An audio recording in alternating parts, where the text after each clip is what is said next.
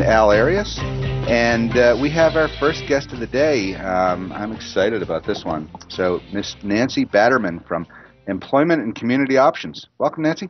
Thank you. I'm excited to be here. Great. So tell us, Employment and Community Options, this is a 501c3 nonprofit organization, correct? That's correct. And we work with adults with intellectual disabilities. So that's individuals with autism, cerebral palsy, mental retardation, Down syndrome. And we help them to become as independent as possible, primarily in employment, and also help them to move out of their family home and into their first apartment. Wow. That's awesome. You know, it sounds so complementary to one of our other co-hosts here, which is Urban Miaris, who's on alternate weeks, and he works with the severely disabled, but they're traditionally physical disabilities, whereas you have, you know, some of the other disabilities you work with. Right. So they have cognitive disabilities, individuals that are born with their disability, and so live through life with that, but can be very capable and successful in the community, and that's what we help them to do so that they can live productive lives just like you and I, integrated into the community. Yeah, I know. You know, I know my assistant at the office, Adriana, she has a young boy, Gavin, who has a mild case of autism, but what a sweet kid. Absolutely. You know, and it's so nice to see people out there dedicating their lives to helping those with disabilities. So my hat's off to you. Tell me more about the Employment and Community Options and what you do and what you're looking for. Tell me more. Okay, so employment is what 75% of what we do is employment, so helping people to find jobs. So we're always looking for new employer partnerships. We are able to provide employers with employees, and so if a company is looking for somebody, primarily entry-level jobs and also in the service industry, and there's a big service industry in San Diego County. So, and then we have a job developer that will meet with the prospective employer and talk with them, and then really analyze the work environment and then recommend some applicants, and obviously the employer interviews and hires them, and then my staff provide ongoing support. So actually have staff that will go with the individual, help with the training and the support so that both the employer and the individual are successful. Okay. Well, you know, in a world of let's just call it volatile economy, okay, to say the least, I'm looking at an employer that employs 250 of our San Diegans here. Is that about correct? That is correct. Okay. Well, my hat's off to you, and I got to thank you for being who you are here. So, a lot of employees. Look, why don't we do it a little bit different here? Because I know that as a nonprofit, you're looking for a number of things. Give our listeners some contact information. Anything from website to social media. How do people find out more, and how do people contact you? So a website, www.communityoptions.org, and so you can find lots of information there. We also have a Facebook account at Employment and Community Options, and I'm even on Twitter at CEO of ECO. Okay, I'm gonna go back and say that one again. Make sure we get it right. CEO of ECO. There you go. Okay, I like it. What are some of the primary disabilities that you work with? So individuals with mental retardation, Down syndrome, autism, cerebral palsy, and we kind of talked about autism, the growing population. When I started in the field, it was like 1 in 250 people had autism.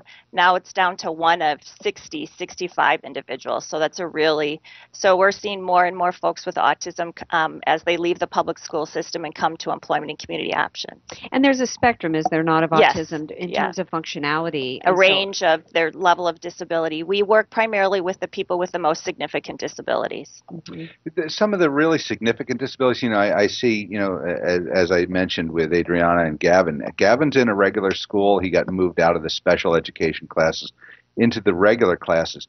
How many of the other disabilities are the kids able to be in the regular schools? A lot of the classes and the special ed classes are integrated into the schools, as well as we're really trying to get opportunities for individuals to be integrated into classrooms and into schools, and then as they reach adulthood with Employment and Community Options integrated into the community, because that's where they're most successful, and so that's really the focus, is to have them be as integrated, either if it's on a school campus or in the community when they grow up to be adults. So you start working with them when they're younger. You're not just waiting until they're we primarily We primarily work with adults. So at once individuals leave the public school system, individuals with developmental and intellectual disabilities can actually stay in school until the age of 21. And then, so we have partnerships with the school districts to work with them between 18 and 21. And then when they leave the public school system, they come to programs like Employment and Community Options. With 250 employees yourself, you must have so many programs that you offer and so many people that you're helping. Tell us a little bit more about the programs themselves, the specifics. So we have a one program that places three individuals with a staff person in employment. It also teaches them community services, how to access the community, ride the bus.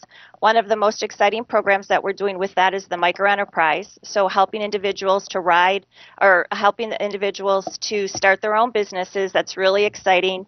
So we have the Jitterbean one, and we're actually going to open a second version, the Jitterbean Tune downtown, and Poway Super Shredders. So I have a shredding business, Vending Express, and then Universal Enterprise is an enterprise group in Coronado. So those individuals all own their own business, have to put a business plan together, a marketing plan. We have a business advisory committee, and so we're always looking for business professionals to assist us. My staff and myself have learned a ton about coffee cart business stuff and shredding and the different kinds of shredders that are out there. So we're always looking for business professionals to help us on that advisory committee. Are there funding options out there to help raise capital for some of these small business ventures? Primarily through grants. So I write a lot of startup grants to get the funding, that initial funding to fund like the shredders and those the beginning costs. There are grant funding for that. Okay, great. You're listening to Close Up on San Diego Business here on Bloomberg Radio, KFSD AM 1450, and we're streaming live on the web at financialnewsandtalk.com. Give us a tweet at CloseUpSD or find us on Facebook. We want to hear from you. I'm your host, Barry Waxler, here with my co-host, Andrea Kay and Al Arias, and our guest is Nancy Batterman from Employment and Community Options. So you help, and this is intriguing to me because we see a lot through the boards that I'm on, see a lot of people trying to help the disabled get in business. But I see, such a greater challenge, which means that you're doing a phenomenal job. It's one thing to take somebody who had trouble finding work, so they started their own business and they've succeeded at that when they have a physical disability. It's a whole nother thing when you have some of the developmental disabilities. So tell us what you do to help the people, help the disabled be self-employed. So it starts with getting individuals together, talking with them, finding out what their interests are, and then really kind of capitalize on that. We ask them to write a business plan. We have a staff person called a microenterprise support specialist, a staff person that usually has a business background or a marketing background to some extent, and then they sit down with the individuals and really talk about what they think they want to do. But we ask them to write up a business plan because some of the first things we did were pretty social service-like, and we realized weren't going to make any money. And so then we have speakers come in and talk to them about business and making business decisions and what's a good business opportunity, help them write a business plan, put all those things together. And then the business plan has to be approved by our business advisory committee. And they're the people who really determine if it's going to be a viable business. So they're learning all the skills, but they have a staff person that works right along the group of three people to help them and guide them through the process. So the terminology micro, what is the range of capital requirements for these startups? So usually under $35,000 is the true definition of microenterprise. Most of the startup of our business is between $10,000 and $20,000. To build a coffee cart, so the Jitterbean is a coffee cart, to build a full coffee cart is $20,000. And we've received actually a $15,000 and a $20,000 grant to build out coffee carts to start the Jitterbean businesses. Can I make you an offer? Sure. Okay. Oh, we got our own Shark Tank going on here. We got our own cube in here. All right. So I want to get some of your special people and bring them in and have them tell their story here. Oh, that would be awesome. We would love it. So Andrea, you are now have your next assignment to contact Nancy and find the right people to bring them in, and let's talk this story. I think this is absolutely fabulous. I accept that mission. Yep. Perfect. So. I know exactly who I'm going to have come in and talk to you already. Yeah. Well, the part that I'm hearing that's very interesting is about the successful grant writing. Yeah. I've done That's a fair amount of tough work one. Yeah. in It's very communities, and it's always about, well, we can get a grant. Good luck.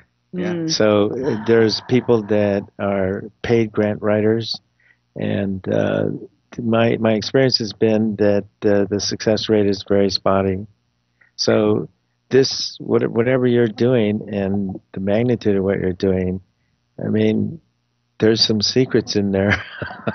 You're right. It is very competitive. I write a lot more grants that don't get funded than do get funded. Okay, But we're I see. excited about the ones that do get funded. Absolutely. And you've been the CEO for a while. I have been the CEO since 1992, and I've been with the organization its entire 30-year history. Wow. I started when I was 12. Yeah. So that was about the same time I met Urban, and I was out on his sailboat with being one of the ballasts while he, as the blind individual, was running around doing all the line work, and I just, I'm just amazed at You what were the other people disabled do. one that day, Yes, not Urban. I still am, okay? Yeah. So, but anyway, no, my hat's off to you. We're starting to run a little bit short on time. Tell our listeners, I want to do two things before we let you go. Number one, tell our listeners how they get in touch with you, how they find out more information. Once again, I know we did it before. I want to do it again. Okay. And tell us what you need more than anything so we can get that message out to all our listeners and see what kind of help we can get you. All right, so it's Employment and Community Options, and we have our offices in the Kearney Mesa area. Our website, www.communityoptions.org. They can find all the contact information there. And our Facebook page is Employment and Community Options. Both of those are the best way. And I think what we need more than anything else is businesses to hire people with disabilities, and also people to become more involved in employment and community options through our different volunteer committees. Okay, so employment and self-employment is the goal. Yes, absolutely. Absolutely. That's awesome.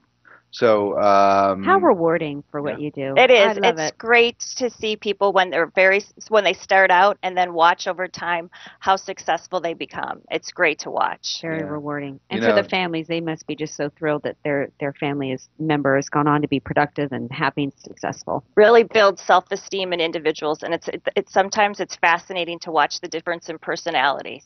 Mm. Yeah, we have had some awesome nonprofits on the show, and you know, it makes you feel good. Yeah, you know, it brings a lot of humility to you too when you see other people doing this kind of stuff. Exactly. So, anyway, Nancy, thanks for being with us. We're going to put the word out, and we definitely want to talk to you about getting some of your people on here, and let's tell these amazing stories that you're creating. Great, wonderful. Thank you very much. Great, thank you. You're listening to Close Up on San Diego Business, where we get up close and personal with homegrown San Diego business and people that are working hard to make a difference in our community. Send us a tweet at CloseUpSD, or just find us on Facebook and let us know what you think. I'm your host, Barry Waxler. We'll be right back after the break, after a word from our sponsors.